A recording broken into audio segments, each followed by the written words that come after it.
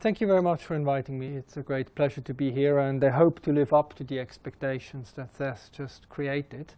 So, the talk I'm going to present today is joint work with Hailiang Du, Seamus Bradley, and Lenny Smith, and two of them are actually physicists. So this is sort of really a piece of interdisciplinary work that's somewhere in the grey area between physics and philosophy, and this exactly this twilight zone that I personally quite like. I hope you will too. Just in case you don't, I've convinced my friend Fiorella Lavado to make a couple of drawings. So in case you don't find anything I say interesting, at least you have nice drawings to look at. So it's a little bit of consolation here. So there are two different themes to this talk, but I hope you see that they're actually the two sides of the same coin.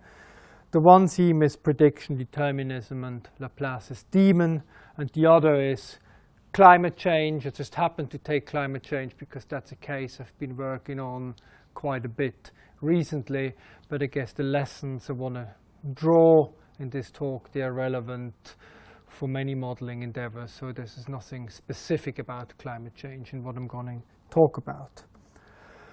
So a little trailer first, you see what the menu is. Here's the take-home message, part one. If a nonlinear model has only the slightest structural model error, the capacity to make meaningful and policy-relevant forecasts is lost.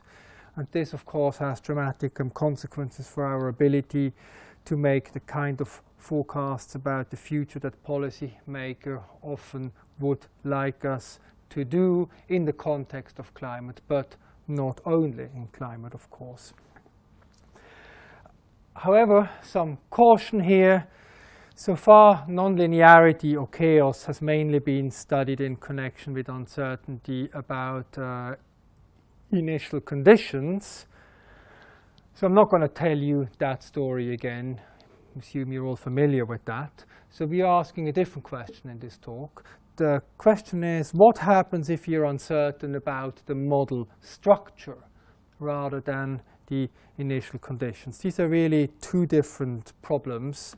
And sort of to not confuse them, we've coined a new word. Sort of the initial condition story goes by the label of the butterfly effect, and so we call the problems you get when you get the model structure slightly wrong the Hawkmoth effect, just to keep the two separate. So they are related but not the same, and that gives us sort of to the second part of the take-home message.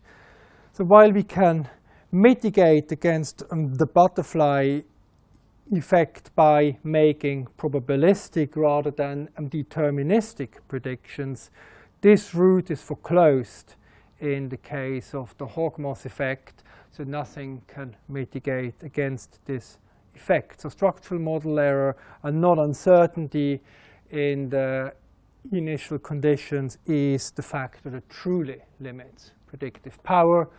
Or rephrasing that point a little bit, initial condition error can be accommodated by ensemble forecasting, but structural model error cannot be so accommodated. Or if you want the metaphorical version of this message, the butterflies are pretty, but the hawkmoths they're really ugly. So here's the proof. Right, so that's essentially what I want to argue in this talk. Let's now put first things first. Let me say a little bit about the more precise version of the question I'm going to ask, and then we delve into the details.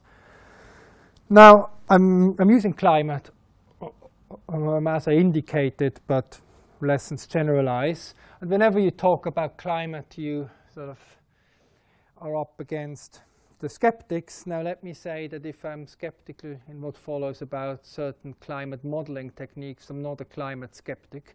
Let me say that loud and clear right now. I accept climate change is real. I have no doubts about that. Sort of don't turn me into the crown witness of the right wing. But there is, of course, a good question about what climate change means at the local level. So what effect does climate change have on your life and on my life? So we have global indicators. We talk about global mean temperature, the average sea level rise, maybe the melting of Arctic ice and so on. I mean, all this is interesting. It tells you relatively little, though, about what happens in front of your door. So if you work at the LSE, for instance, you want to know whether this is something you will be facing soon. This is Blackfriars Bridge, but with the water level about 3 meters higher than it would usually be. Or in a sort of a horror scenario, would you be facing something like this? So that's the sort of questions we really want to have answered if we want to plan for climate change, and if you want to know how climate change will affect our day-to-day lives. And this is the point at which climate models enter the scene.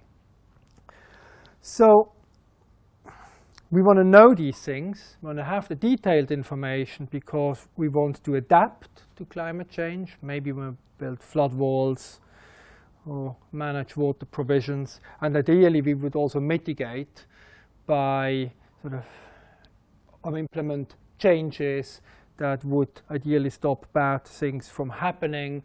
It is now generally accepted that mitigation versus adaptation is no longer an either-or question. We are already in climate change, so some mitigation will be necessary, but some adaptation will be necessary.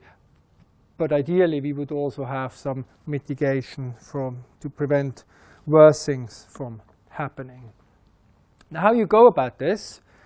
Well, the scientific impulse is to build a model of the world's climate. You take all the relevant factors into account and use it to predict what the future will be like. So if the result of this general enterprise are general circulation models, GCMs, and there are currently a number of them around, and they run on large supercomputer and multi-million projects such as UKCP, which promises to make predictions of local effects of climate change up to 2080, or indeed the end of the century. Now, running these models is costly, both in terms of man and woman hours and of money. So the question is, and this is the first rough formulation of my questions, can these models deliver as advertised? A bit more specifically, are the outcomes of such large-scale models trustworthy and reliable? And can they form the basis of responsible policy making? The philosophical impulse now is that these questions are best answered by reflecting on the methods used in generating these results. And this is essentially the project for this talk. So we want to see what methods are used, reflect on their trustworthiness, and come to a verdict. And so we figured is best done by retelling the story of Laplace's demon, but with a little twist to it, sort of unlike in Laplace's original, where the demon is a rather lonely creature. We give him an apprentice, so you can see the master and the apprentice sort of add loggerheads, and you see what happens. But before telling you the story of the demon and his apprentice, let me just very, very briefly say what I mean by a model in this context. And this is really very simplified. I'm happy to expand on this, but that'll do for now. So basically what we have in mind is a dynamical system, and that consists of 3 parts. You have a phase space that contains the states the system could in principle be in. Then you have a dynamics on the state space that tells you how the state of the system changes over time. And you have a measure on the system that tells you how big certain chunks of the phase space are. Simple example is a stone falling from a tower. So here's your stone. Your variable is the height. It falls down. You describe that with speed and momentum. And this gives you the phase space for this very simple example. So the phase space x is simply position and momentum of the stone. The time evolution just indicates how the stone moves in this two-dimensional phase space, and mu is just the normal geometrical surface that you're all familiar with. Now here's a difficult example, and this is a global climate model. In order to formulate global climate models, you put the grid on the globe. You have the grid cells, and then you try to understand the dynamics of the processes between these grid cells. So there is heat going in and coming out, vapor moving around, etc., etc. And what GCM, in essence, does is describe the processes in these grid cells and the way they interact with each other. Now, the result of this is a model with literally tens of thousands of climate variables for the entire world. Phi of t is the time evolution of these variables over time, and mu is the invariant measure of the dynamics. There's actually some questions whether that's well defined for some of the models, but nothing hinges on that in what follows, so I'll not say too much about this. And also the details of this don't matter. So what you really need to take away, take away for what follows about this whole story is that A, strong simplifications are made to construct the model. So we are faced with model error. And as a matter of fact, the dynamics of these models is nonlinear. So if the equations you write down are nonlinear equations. And with this in mind, we can make our central question a bit more precise. So the question now is, are the outcomes of nonlinear model with structural model error trustworthy and reliable, and can these form the basis of responsible policy making? Yes. There were two questions. I just wanted to check the mu, the invariant measure. Mm-hmm. By that, do you mean conserved quantities? No. That the mu is generally a measure is just a mapping from a chunk of phase space into the real numbers. Just like when you say the surface of a geometrical figure in the plane, or the volume of a glass of water, something like that. Now this measure is invariant if the measure doesn't change over time. So if you measure the volume of your glass now and you measure the volume of your glass in 2 hours' time, it should be the same. Then you have an invariant measure. And some dynamics are such that they preserve a measure, and some are such that they actually do not. So that the trajectories don't don't shrink. But climate models happen to be such that they need not actually have. It's actually learned dispute about this, but there is a view that climate models are naturally transient, so and then they wouldn't have an invariant measure of the standard type. I don't know.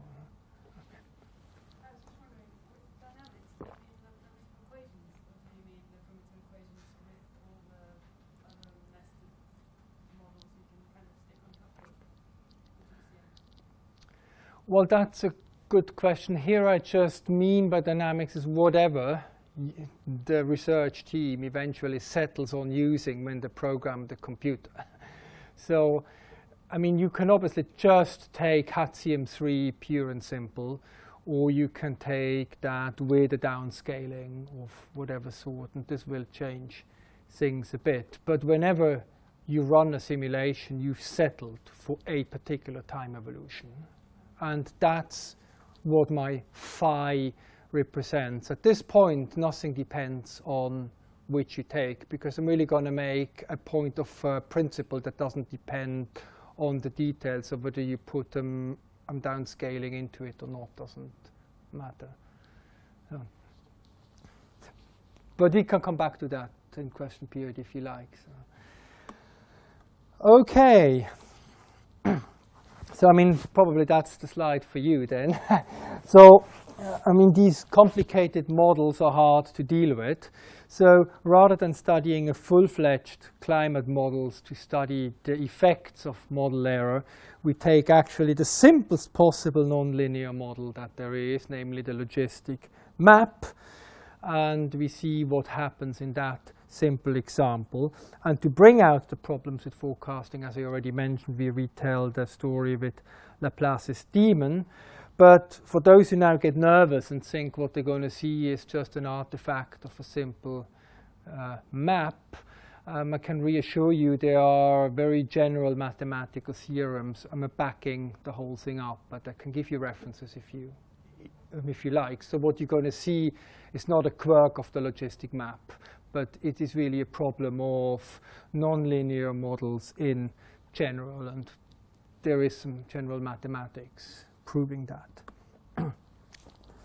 But trying to make the message almost intuitive as possible, so I want you to meet the protagonist of our story. Here is Laplace's Demon.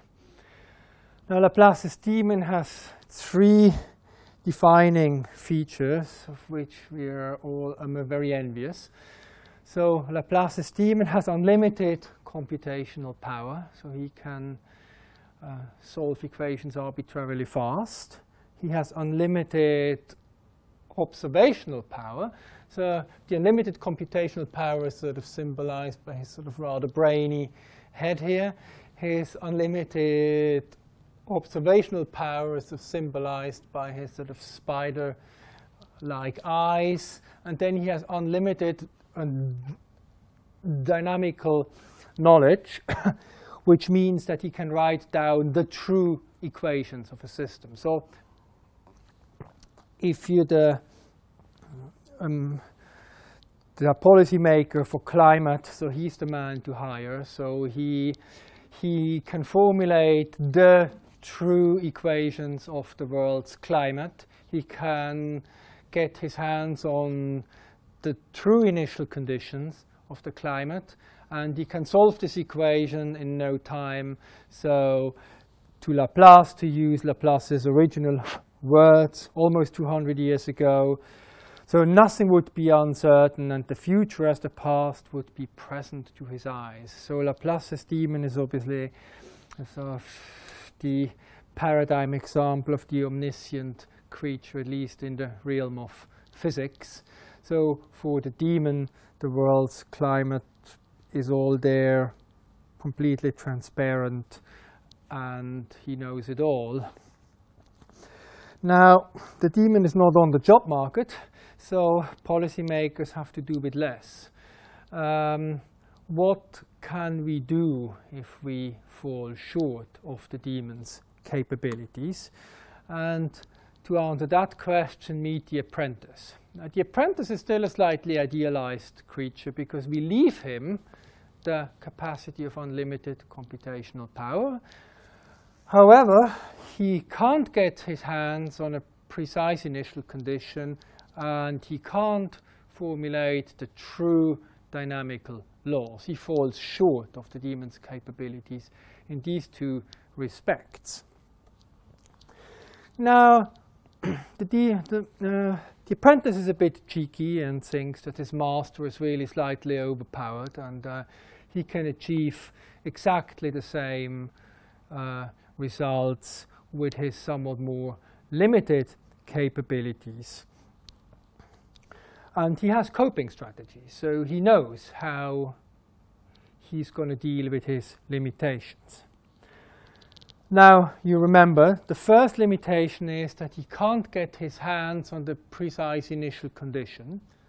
Now, his reaction is that he puts a probability distribution over an approximate initial condition. And you recognize real science here.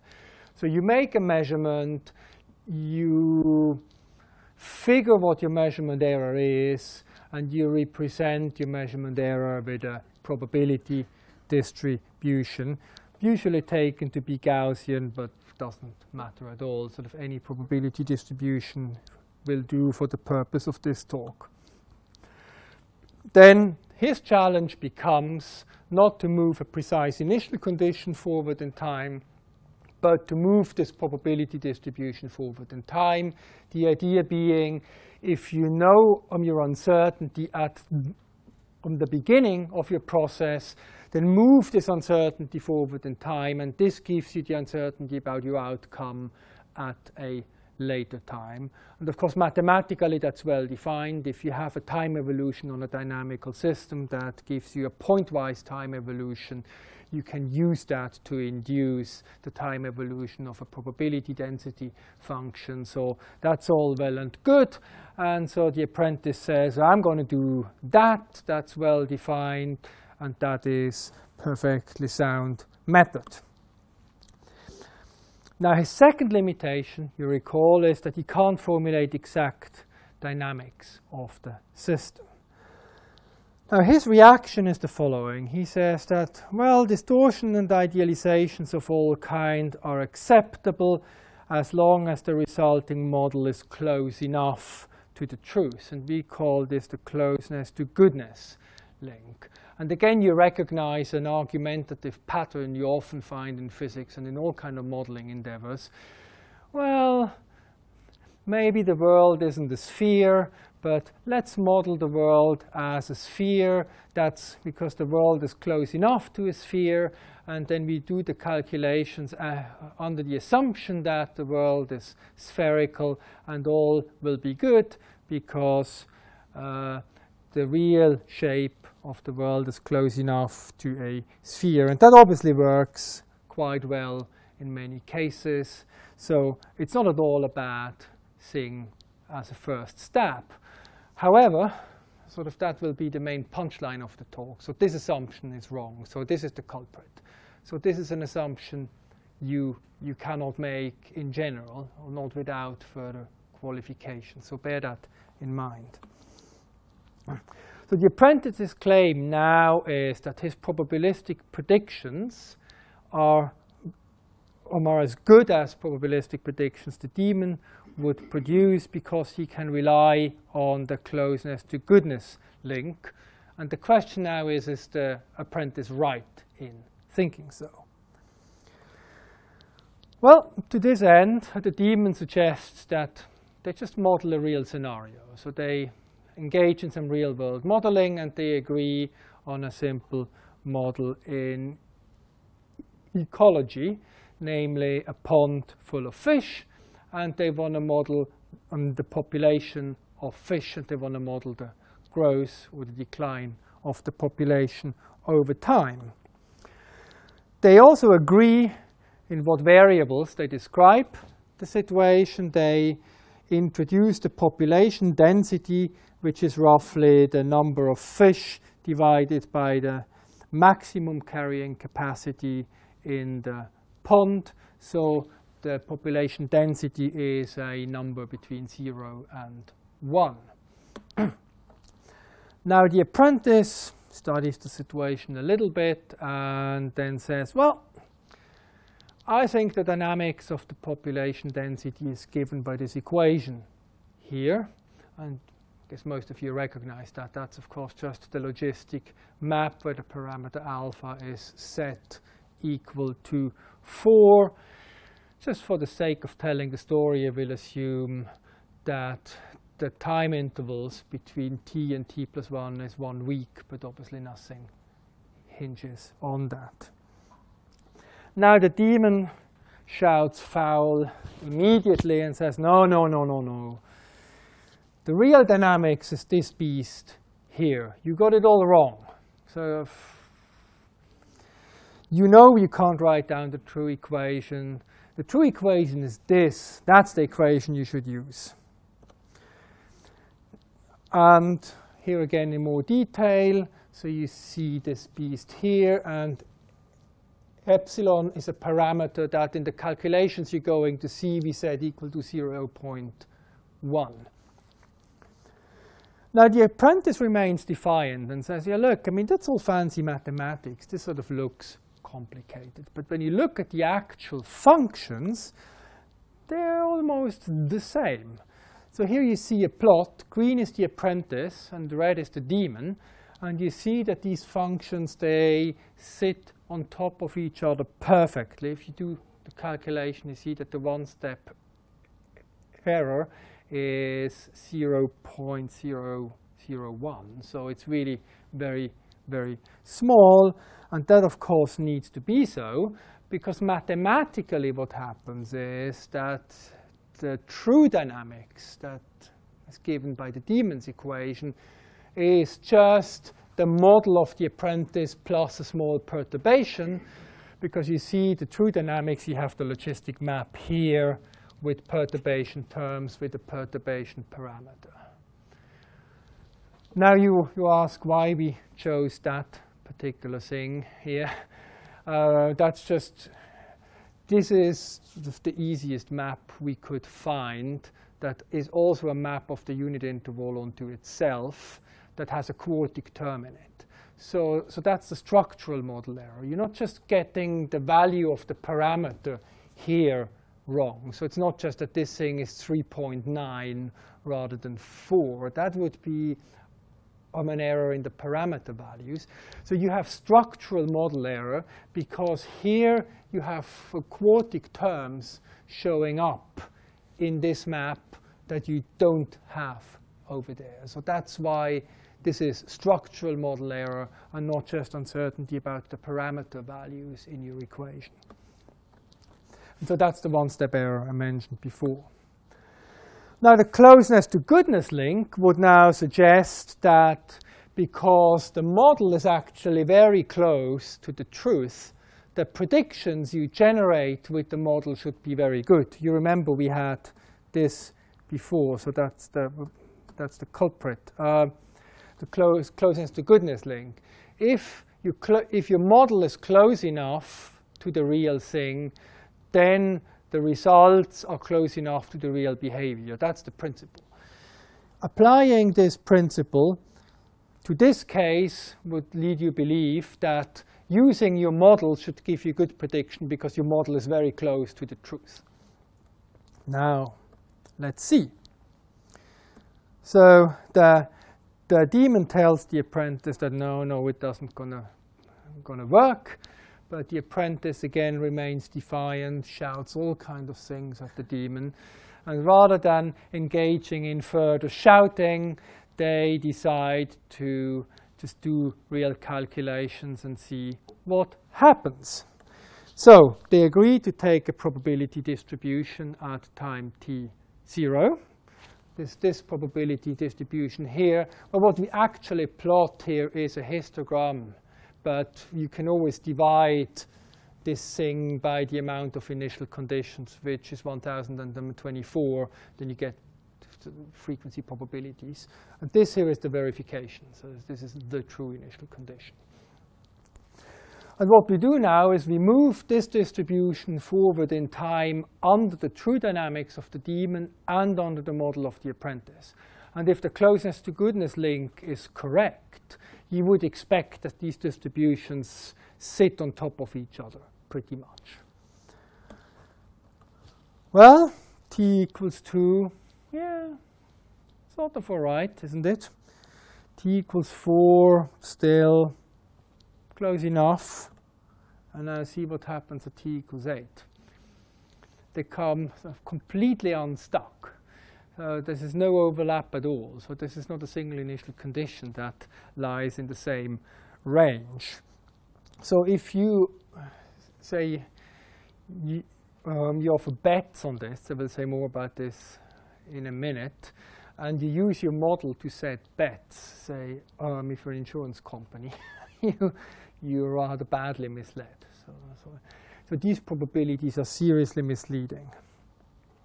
You regard things that never happen as very likely, and you regard things that happen very often as rather unlikely. So you get your prediction seriously wrong. Now you may say that, oh yeah, sure. we spend quite some time finding a distribution that behaves sort of strangely, but that's sort of a pathological case. In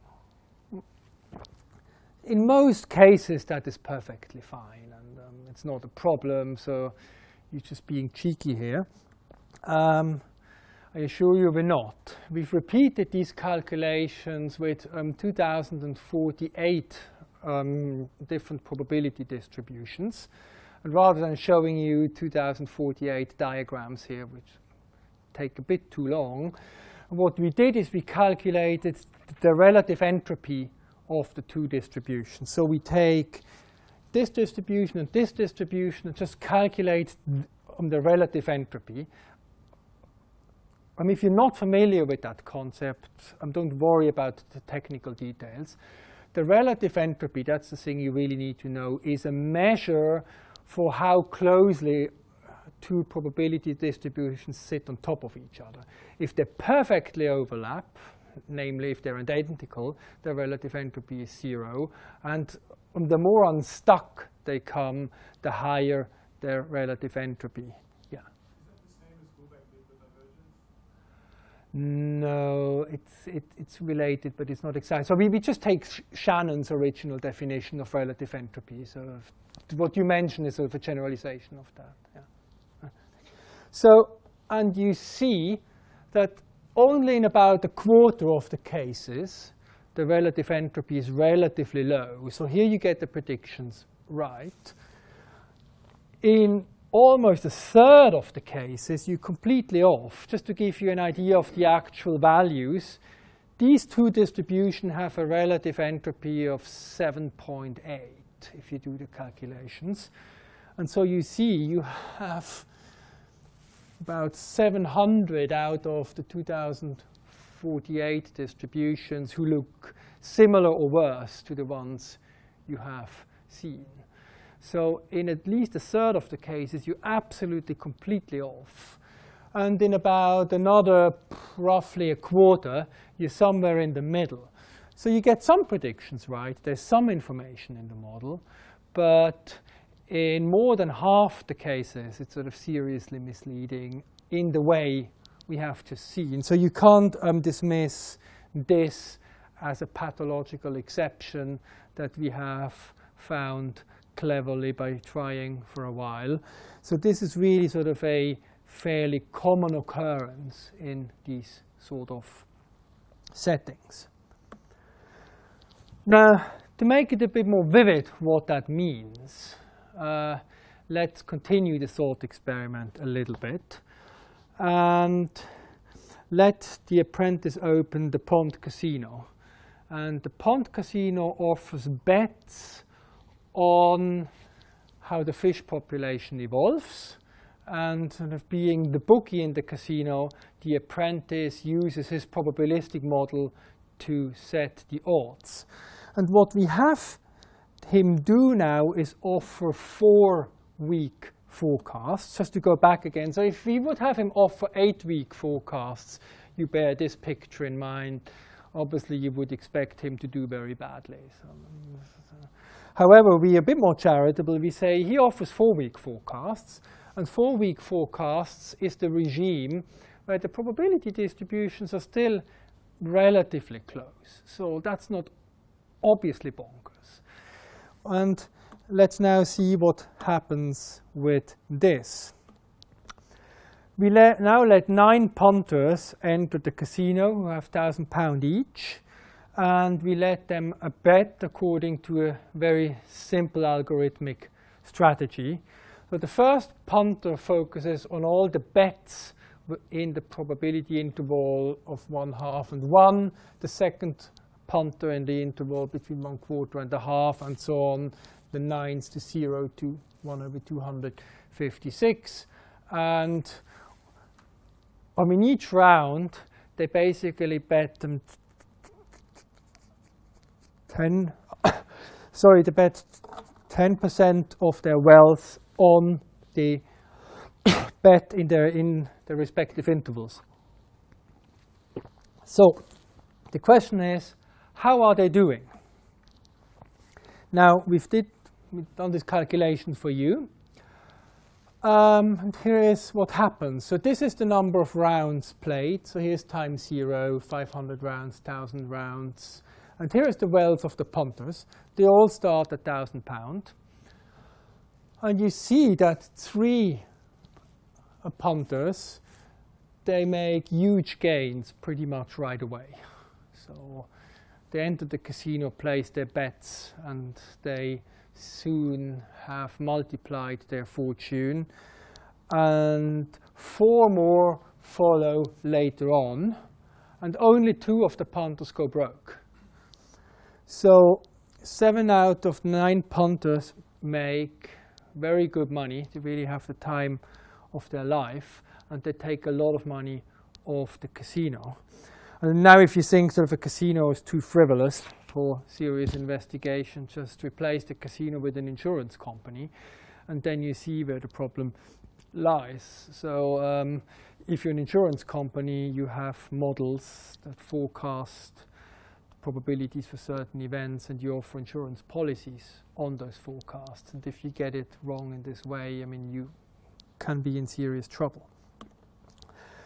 Sort of again, same comeback. Someone could say, yeah, look, the calculations you've just done depends on particular initial conditions and so sort of a bad luck event. We've then repeated all these calculations now only 64 times. And again, you don't want to see 64 graphs. We've summarized the result of these graphs by calculating the time to bust. And you see that the picture is again bleak. So most of the casinos go bust very, very quickly, and only a few, sort of after 25 rounds, most of the casinos have gone. And so after 45 rounds, the last one has gone out of trade. So you're out from a business very, very quickly if you set odds according to your model. Now the upshot of this is, even if your model is very close to the truth, it can provide predictions that are ruinous. Hence, if nonlinear models have even the slightest model error, the capacity to make policy-relevant predictions is lost. And the methodological moral to be drawn from that is that the closeness to goodness link is wrong. So generally, it's not a universally true principle. And that comes back to the beginning of the lectures. That's essentially what the Hawkmoth effect comes down to. The Hawkmoth effect is a failure of the closeness to goodness link. So if your model structure is only slightly wrong, your predictions can be completely wrong. That's what the nasty effect is about. And now we can answer our questions. Are the outcomes of nonlinear models with model error trustworthy and reliable? Well, in general, no. And can nonlinear models with model error form the basis of responsible policy making if no further precautions are in place? So probably the answer is no, because you're running up against these problems here. Back to climate very briefly. I'm winding up here. I've been talking about the logistic maps, and now you wonder how all this bears on the climate case that I started off with. Now, climate models, they have model error, just like the Apprentices model that I try to hammer home when I show you this graph with the grid cells. And in a sense, they are worse, because in the logistic map case, we cook up our thought experiment so that the model is actually very close to the truth. The climate case is worse twice over. First, we don't know what the truth is, because we don't have this nice thought experiment whereby the demon whispers into our ear what the model is. However, there are good reasons to believe that these models are a good bit away from the truth. I mean, if they are as close to the true dynamics as the Apprentices model is, I think we're very lucky. So very likely the situation in the climate case is worse rather than better. So the problem is then also likely to be worse rather than better. And that seems to have serious implications for the sort of predictions we can run with climate models. So coming back to our in front of the door scenarios, so it may well be that we're faced with that sort of scenario, but no model has ever predicted anything like it. Now the question is what to do. As I mentioned at the beginning, I'm not a climate skeptic. I think it's a very serious problem. But I think the answer to the problem is not to try to build ever finer and more detailed models. The way things go is there's just the plea is for always more computational power and get the grid cells smaller and smaller. We've been down to 25 kilometer now. They want to go to 10, and then you see where it's going. Computational costs increase, of course, dramatically. If the story I've told you today is right, this is unlikely to provide a lot of valuable insight. I think this is just a call for going back to your models and see what they can do well and try to do that better. So they can tell a causal story, they can inform you about feedback loops, they can tell you about mechanisms, maybe they can tell you something interesting about certain global parameters, etc., etc., etc. I can't judge that myself. I mean, that's something the climate scientists who work with these models have to think about. What I would want to put up for discussion is that we should think more carefully about what we want climate models to do and how we go about it, and just going for ever larger models with ever faster computers doesn't seem to be a good use of our resources if the story I've told you today is the right one. And on that note, I say thank you.